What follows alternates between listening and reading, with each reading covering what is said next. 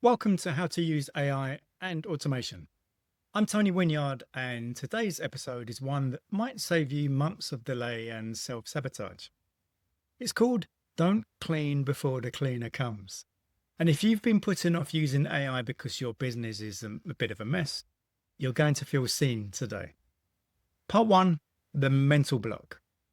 Let's start with the lie we tell ourselves. I just need to get organized, then I'll try AI. No, you won't. Because if you wait until your files, your systems, and your team are running like a Swiss watch, you'll never start. Most of us are operating on semi controlled chaos, and AI can handle that. You're not the messiest person on the internet. I've had clients with thousands of emails, 17 Google Docs called Final Version V7 Revised, and a CRM so untouched the last entry was from the Brexit referendum. Part two, why messy inputs still work. Here's what matters. AI doesn't care about your clutter. It's not judging your file names. What it does care about is patterns and prompts.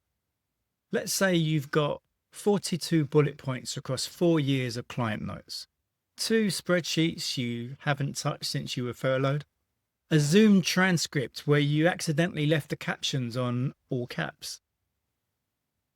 If you paste all that into ChatGPT with the right instructions, something like summarize this into 3 client segments with key challenges and opportunities, it will still give you a useful answer. Why? Because language models aren't looking for order, they're looking for meaning. And that's often still in there, even when your filing system looks like a student flat.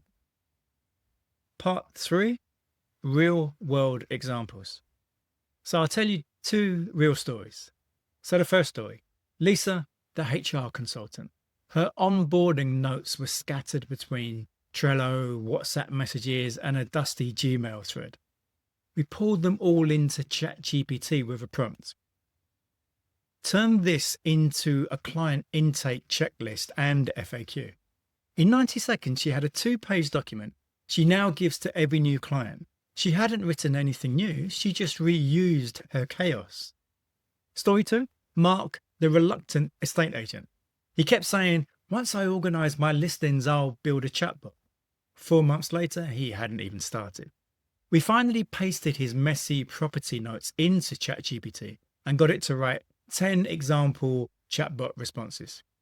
He said, why didn't we do this sooner? Because he was waiting for permission from himself. Part 4, what would I do? If I was starting with a messy setup today, and there's been plenty in the past, here's what I would do. I'd pick one small mess, say a document of testimonial quotes or a spreadsheet of leads, and I would ask ChatGPT, what categories do you see? What's missing? How would you group these?